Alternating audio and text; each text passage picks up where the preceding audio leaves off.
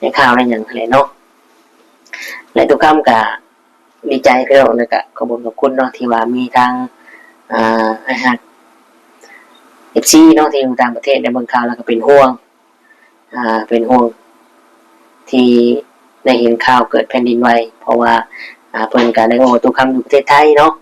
เพิ่นก็โทรมาให้กำลังใจแล้วก็โทรมาถามข่าวว่าอยู่แถวตึกถล่มบ่เป็นจังไดเนาะเพราะว่าเป็นห่วงเพิ่นเป็นห่วงเนาะก็ขอบคุณเพิ่นหลายๆเด้อเนาะถึงแม้ว่าเฮาก็ยังบ่ได้เจอกันได้แต่คุยกันเนาะมันทำให้เฮานี่มีกำลังใจพี่น้องมีกำลังใจแล้วก็ในหูว่ายังมีคนที่เป็นห่วงเฮาเนาะแล้วก็เบิ่งเฮาติดตามเฮาตลอดพี่น้องเลยเนาะบางเทื่อทุกคำบ่ได้ค่อยลงคลิปบางเทื่อทุกคำโดนทุกคำไม่ลงก็เพิ่นก็สิคอยถามตลอดเนาะซึ่งเพิ่นก็ดีพี่น้องกับทุกคำนี่ก็อาจจะดูคำปันสุขคนสู่ชีวิตผ่านมรสุมท้องทับลงในใจเจอเรื่องร้ายทำให้เหลือเรียวสวัสดีและสบายดีเด้อพ่อแม่พี่น้อง FC หมู่เพื่อนเบิดทุกคนทุกท่านบ่ว่าสิเป็นพี่น้องฝั่งไทยฝั่งลาวหรือว่าต่างประเทศก็ยินดีต้อนรับเข้าสู่ช่อง YouTube ตู้คำปันสุขพี่น้องเลยเนาะมาเจอมาพ่อตู้คำมื้อนี้พี่น้องก็อยู่ห้องคือเก่าเนาะอากาศก็ร้อนพี่น้องเอ้ยฝนชื่อสิตกเนาะแต่ก็บ่ตกมาน้อยเดียวนึงพี่น้องเอ้ยสำหรับฝนอยู่กรุงเทพมหานครเนาะก็มื้อนี้ก็บ่มีหยังหลายพี่น้องเอ้ยเนาะเฮาก็ออกมานั่งคุยนั่งร่วมกันเรื่องแผ่นดินไหวเนาะที่ว่าตึกถล่มลงมาหั่นพี่น้องเอ้ยเนาะเห็นแล้วก็ค่อยนำพี่น้องเอ้ยเนาะผู้กำลังท้องอยู่ก็มีพี่น้องท้อง4 เดือนผู้เด็กน้อยก็มีพี่น้องเอ้ยเนาะเห็นแล้วเฮาก็หดหู่ใจอีกตนสงสารเนาะเพราะความอยากได้อยากมีพี่น้องจากบ้านจากเมืองมาเนาะส่วนมากก็จะเป็นพี่น้องทั้งพม่าพี่น้องเอ้ยเนาะพม่าลายไทยก็มีพี่น้องเอ้ยในตึกที่มันถล่มนะเขาว่ามีประมาณ22ชุดเนาะที่ว่าเขาไปเฮ็ดงานร่วมกันอยู่หั่นแบ่งกันเฮ็ดเนาะพี่น้องเนาะสร้างไฟสร้างแอร์สร้างเดินท่อสร้างหยังหลายๆพี่น้องเอ้ยเนาะที่ว่าเขาไปเฮ็ดตึกที่มันถล่มหั่นพี่น้องเอ้ยเนาะแล้วก็ผู้เสียชีวิตนี่ก็หลายเนาะพี่น้องผู้เสียชีวิตนี่ก็หลายทุกคนเห็นบ่เนาะทุกคนก็น่าจะได้เบิ่งข่าวแล้วก็ได้เบิ่งคลิปเนาะที่ว่าเคนสูงๆเลยพี่น้องแล้วมีคนอยู่ในหันเนาะตอนแรกทุกคำเบิ่งคิดว่าพวกเศษปูนเศษขยะที่ว่ามันตกลงมาพอเบิ่งคักๆพี่น้องเหมือนคนคือแบบโอ้พี่น้องเอ้ยเนาะตกมาแล้วคนก็ลอยคิดลงมาเลยพี่น้องเอ้ยเนาะแต่ทำให้เพิ่นได้เสียชีวิตพี่น้องเอ้ยคือเป็นหยังก็ว่าหดหู่ใจเนาะขนาดเฮานี่บ่ได้เจอแบบนั้นหรือว่าบ่มีพี่น้องเนาะที่ว่าได้สูญเสียจากตรงนั้นเฮาก็ยังรู้สึกแบบว่าท้อแล้วก็คิดสงสารนะพี่น้องหดหู่ใจเนาะตั้งแต่เบิ่งก็น้ำตาอยากไหลพุ่นแหละพี่น้องเอ้ยเนาะเพราะหยังพี่น้องเพราะว่าเฮาคิดใช่ไหมว่ามาหาเงินหาคำเนาะเพื่อเลี้ยงครอบครัวพ่อแม่พี่น้องลูกหลานรออยู่บ้านในวันเกิดเนาะบางคนก็แต่ปีใหม่แล้วจะสงกรานต์แล้วบางคนก็สิกลับบ้านไปเยี่ยมเนาะพ่อเยี่ยมแม่ไหว้พ่อไหว้แม่นั่นแหละพี่น้องเอ้ยก็บางคนก็มาหลายปีเนาะ2-3 ปีก็บ่ได้กลับบ้านปีนี้ตั้งใจว่าสิกลับก็เกิดอุบัติเหตุแบบนี้พี่น้องเอ้ยเนาะแต่ที่ทุกคำสงสัยพี่น้อง FC ผู้ใดที่ฮู้เนาะแล้วก็ผู้ใดที่ว่าอ่าฮู้เรื่องราวระบบการก่อสร้างนี่เนาะคือที่ทุกคำสงสัยแบบนี้พี่น้องตามข่าวได้พี่น้องนี่ทุกคำเบิ่งตามข่าวเนาะเพิ่นว่าอ่าผู้รับเหมาเนาะหรือว่าผู้ที่รับงานตรงนั้นเป็นผู้ที่ดูแลผู้สร้างนั่นแหละพี่น้องเอ้ยเนาะออกมารับผิดชอบเพิ่นว่าพี่น้องเอ้ยเนาะรับผิดชอบซึ่งตู้คำคิดเนาะแล้วก็สงสัยมันมีแบบนี้เลยบ่พี่น้องเอ้ยเพราะว่ามันเป็นภัยธรรมชาติเนาะหรือว่าภัยพิบัติแผ่นดินไหวมันก็มีภัยอยากให้เกิดเนาะแต่ว่าบางคนก็เว้าไปหลายทางหลายกรณีพี่น้องบางคนก็ว่าสะเทือนซำนี้ถ้าว่าเสาเข็มเจ้าดีเจ้าเฮ็ดมาตรฐานบ่น่าสิถล่มลงเพิ่นว่าจังซี่เนาะเพราะว่ามันบ่ได้รุนแรงเนาะบ่ได้รุนแรงเพราะตรงจุดมันลงก็เป็นประเทศเมียนมาประเทศพม่าพี่น้องเอ้ยเนาะบางคนก็เขาเว้าแนวนี้พี่น้องเอ้ยทุกคำก็คือเป็นจังซั่นเนาะมันแม่นอีหลีบ่พี่น้องเอ้ยคือเพิ่นต้องรับผิดชอบบ่พี่น้องถ้ารับผิดชอบนี่หลายเด้อพี่น้องเนาะเพราะว่า 2,100 กว่าล้านบาทเนาะสร้างตึกที่มันถล่มกันพี่น้องเอ้ยมันบ่ได้น้อยได้พี่น้องเอ้ยเนาะปลายมันนี่ก็ยังเป็นร้อยเลยเนาะนี่แหละพี่น้องเอ้ยก็แค่สงสัยแล้วก็อยากฮู้ซื่อๆดอกพี่น้องเอ้ยเนาะก็บ่ได้มีหยังหลายเพราะเฮาก็ติดตามข่าวอยู่ตลอดติดตามข่าวเห็นเลื่อนไปใน TikTok หรือเล่นทั้งเฟซทั้งอะไรก็เห็นทุกขั้นตอนเนาะบางคนก็ไปสัมภาษณ์เพิ่นก็ทั้งเว้าทั้งให้นำพวกเฮาเบิ่งเนี่ยก็ค่อยนำเนาะบางคนบัดไปแฮงไปใส่เพลงเศร้าพี่น้องใส่เพลงแบบโหดหู่ใจแฮงใจนี่วอยลงได้พี่น้องเอ้ยเนาะวอยลงเบิ่งแล้วก็ได้เนาะพี่น้องสิเป็นจังไดมันก็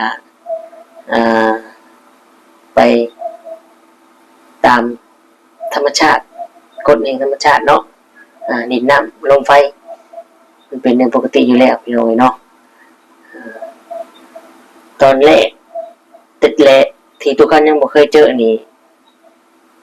เคยเห็นแต่ในข่าวประเทศนั้นประเทศนี้ทุกคำว่าถ้ามันกลัวมันสิมาฮอดเฮาเนาะหรือว่าฮอดประเทศไทยหรือฮอดประเทศใดก็แล้วแต่ที่มีเฮาอยู่ทุกคำคิดว่าคงสิบ่มีคงสิบ่ทันเฮาสิได้จากโลกนี้ไปก่อน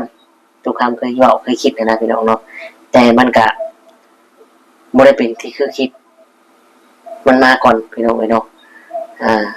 และครั้งแรกที่เฮาได้สัมผัสอยู่ใกล้แผ่นดินไหวเนาะได้ฮู้ว่าเป็นจังไดพี่น้องเลยเนาะก็ทำให้เฮานี่รู้สึกพี่น้องรู้สึกคิดแล้วก็ตื่นตระหนกกันทั่วหน้าเลยเนาะว่าทุกอย่างนี่มันย่อมเกิดได้เสมอเนาะขอแค่เฮาบ่อยู่ในความประมาทพี่น้องเอ้ยที่หม่องมันลงน่ะนักกว่านี้พี่น้องประเทศพม่าเนาะติดตามเฮาเบิ่งข่าวป่าพี่น้องกับไต้บาปเนาะบ่มีใครอยากให้เกิดเนาะพี่น้องซึ่งประเทศพม่าก็กำลังอยู่ในความสร้างความเจริญเนาะกำลังจะเจริญกำลังจะแบบลงตัวลงแบบมันยังนี่แหละเนาะพี่น้องแต่ก็มาเกิดภัยพิบัติครั้งนี้ถือว่าใหญ่หลวงกว่าสิกู้คืนมาได้ฉะนั้นมันก็บ่ได้แม่นน้อยเนาะพี่น้องเนาะก็เอามาให้กำลังใจกันมื้อนี้พี่น้องเนาะแล้วก็มาภาวนาเนาะให้กำลังใจผู้ที่ติดอยู่ในหันเนาะแล้วก็ให้กำลังใจจิตอาสาเนาะว่าสิเป็นทีมงานใดหน่วยใดเนาะที่เขาไปช่วยก็ให้กำลังใจพี่น้องเอ้ยเพิ่นมีน้ำใจซอยเต็มที่เนาะโรงพยาบาลก็เห็นคลิปที่ว่าอยู่โรงพยาบาลทางกะคือหมอนี่สุดยอดเลยพี่น้องเลยเนาะเบิ่งในคลิปนะพี่น้องมันแผ่นดินไหวนึงว่าสิเป็นผู้ป่วยเด็กน้อยเนาะเพิ่นคุยกันหมอแล้วคนไข้น่ะเด็กน่ะจะเอาไปยังไงถ้าเราวิ่งหนีออกน้ำใจงดงามแฮงเนาะ น้ำใจแล้วก็เป็นเอ่อจังใดนี่พี่น้องเป็นผู้ที่ว่ามีความรับผิดชอบแล้วก็แบบโอ้คักพี่น้องยอมรับเนาะและที่สำคัญนะพี่น้องน้ำใจของคนไทยนี่โอ้สุดยอดพี่น้องเลยเนาะและผู้ป่วยเนาะผู้ป่วยเรียกว่าผู้บาดเจ็บที่อยู่ในตึกอย่างนั้นนะพี่น้องเลยเนาะทุกคำกะดีใจนำเนาะพระเจ้าอยู่หัวของไทยนี่แหละพี่น้องเพิ่นก็ให้เป็นผู้ไข้อุปถัมภ์เนาะถือว่าช่วยกันพี่น้องเลยเพราะว่าเขาได้มาอยู่ร่วมโลกเดียวกันแล้วว่าจะเป็นประเทศใดประเทศอื่นก็บ่เกี่ยวเนาะพี่น้องเนาะเพิ่นก็ช่วยเบิดทุกคนพี่น้องและที่ดีใจแบบบ่หันก็เพิ่นก็มีรางวัลทำขวัญเนาะให้ผู้ที่เจอครั้งนี้พี่น้องเลยเนาะมีผู้บริจาคในยังในกระลายในพี่น้องเห็นแล้วก็ดีใจเนาะแต่มันก็มากับโชคร้ายเนาะพี่น้องมันไม่ไปเกิดบางคนก็ว่าอยู่แบบนั้นหาเจ้ากินข้าวนั่นก็สบายใจดีกว่าอยู่กับครอบครัวเนาะบางคนแบบคือว่าอะไรพี่น้องน้ำใจซอยกันคนไทยน้ำใจคนสุดยอดบ่ทิ้งกันเลยพี่น้องเลยเนาะทุกคนเห็นแล้วก็ซับซึ้งเนาะซับซึ้งพี่น้องเลยเพิ่นมีจิตใจเมตตาเนาะซอยเหลือกันบ่ทิ้งกันว่าไงซะพี่น้องบ่ทิ้งกันเมื่อเจอปัญหาแล้วบ่ทิ้งกันซอยกันดูแลกันเนาะซึ่งทุกคำก็ได้ฮู้แล้วก็ได้คิดเนาะได้หักเกิดความหักแพงมากขึ้นพี่น้องเลยเนาะเกิดความหักแพงมากขึ้นคำว่าพี่น้องกันพี่น้องว่าอยู่ประเทศใดทางไหนก็ได้แต่เนาะพี่น้องคือเพิ่นมีน้ำใจแห้งเนาะเพิ่นมีน้ำใจแล้วก็เพิ่นบ่ได้คิดอีหยังมากมายแล้วก็เพิ่นก็บ่อยากให้มันเกิดดอกพี่น้องเนาะมันก็เกิดไปแล้วตอนนี้นี่เพิ่นว่าอยู่ในระหว่างตรวจสอบว่าตึกที่เจ้าสร้างเจ้าใส่เล็กประมาณใดเนาะเล็กประมาณใดพี่น้องหลายคนก็บอกว่าถ้าเสาเข็มดีหรือว่าสร้างดีสั่นเตือนสำนีบนอาชีลงเป็นบางสิ่เนาะบางคนก็บอกได้นี่พี่น้องแต่ทุกคำอยู่ในเหตุการณ์ตอนแผ่นดินไหวนี่แห้งอยู่ไหนพี่น้องนักไหมเนาะตึกหนึ่งที่ละพี่น้องอยู่พื้นตัวคำอยู่ห้องพื้นเลยลูกนี้บ่ได้ได้สิล่มพี่น้องเป็นบินคือพี่น้องเห็นในข่าวในอย่างไรเนาะและตัวคำก็ดีใจพี่น้องเลยก็ขอบคุณเนาะที่ว่ามีทางFC เนาะที่อยู่ต่างประเทศในเมืองข่าวแล้วก็เป็นห่วงที่ได้เห็นข่าวเกิดแผ่นดินไหวเพราะว่าเพิ่นก็ได้โอ้ตัวคำอยู่ประเทศไทยเนาะเพิ่นก็โทรมาให้กำลังใจแล้วก็โทรมาถามข่าวว่าอยู่แถวตึกถล่มบ่เป็นจังไดเนาะเพราะว่าเป็นห่วงเพิ่นเป็นห่วงเนาะก็ขอบคุณเพิ่นหลายๆเด้อเนาะถึงแม้ว่าเฮาก็ยังบ่ได้เจอกันได้แต่คุยกันเนาะมันทำให้เฮานี่มีกำลังใจพี่น้องมีกำลังใจแล้วก็ในหูว่ายังมีคนที่เป็นห่วงเฮาเนาะแล้วก็เบิ่งเฮาติดตามเฮาตลอดพี่น้องเลยเนาะบางทีทุกคำบ่ได้ค่อยลงคลิปบางทีทุกคำโดนทุกคำไม่ลงก็เพิ่นก็สิคอยถามตลอดเนาะซึ่งเพิ่นก็ดีพี่น้องกับทุกคำนี่ก็อาจจะเคยทำบุญร่วมกันมาเนาะจังเกิดความรู้สึกหักแพงแบ่งปันกันพี่น้องเอ้ยก็ดีใจเนาะขอบคุณเพิ่นเนาะให้เพิ่นอยู่ดีมีแห้งมันทำให้เฮาแบบว่าอิ่มใจเนาะพี่น้องอิ่มใจอบอุ่นแล้วก็มีกำลังใจสู้นะพี่น้องเนาะมีกำลังใจสู้ต่อไปพอนอกจากพ่อแม่เฮาแล้วครอบครัวแล้วก็มีไผเนาะที่จะคอยเป็นห่วงเฮาคอยถามเฮาเอาใจใส่กับชีวิตเฮาเนาะ ก็หายากพี่น้องแต่ว่ามีแล้วเนาะพี่น้องเลยมีแล้วก็รักษาไว้ให้ดีเด้อพี่น้องเลยเนาะคนจริงใจคนมีน้ำใจนี่หายากได้พี่น้องเนาะถ้ามานำยุคนี้สมัยนี้แห้งยากพี่น้องถ้ามีเงินมีคำเลยมันมีใครอยากคบเฮาได้พี่น้องเลยเนาะ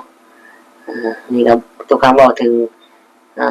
ผู้ที่ให้กำลังใจทุกคำแล้วก็โทรถามคอยบอกคอยสอนคอยตักเตือนอยู่ตลอดเนาะเอาใจใส่กับชีวิตเฮาพี่น้องก็ขอบคุณเพิ่นหลายๆเด้อเนาะอยู่ดีมีแห้งพี่น้องเลยสำหรับคลิปนี้เนาะทุกคำก็ฝากไว้สำนี้แหละพี่น้องเลยออกมาให้กำลังใจกันเนาะFC ว่าจังไดพี่น้องที่ว่าทุกคำได้ถามไปเนาะเพิ่นสิให้ทางผู้รับเหมาก่อสร้างรับผิดชอบดีบ่พี่น้องเลยเนาะว่าพี่น้องมันคือเป็นแนวนั้นเนาะถ้าว่ารับผิดชอบก็ได้พี่น้องโอเคพี่น้องทุกคำก็สิได้ขอตัวลาพระจากพ่อแม่พี่น้องไปเนาะขอบคุณในไลน์สำหรับคลิปนี้ทุกคำก็สิได้ขอตัวกล่าวคำว่าสบายดีและสวัสดีเด้อพ่อแม่พี่น้องนอนหลับฝันดีตื่นเช้าได้เงินหมื่นเนาะ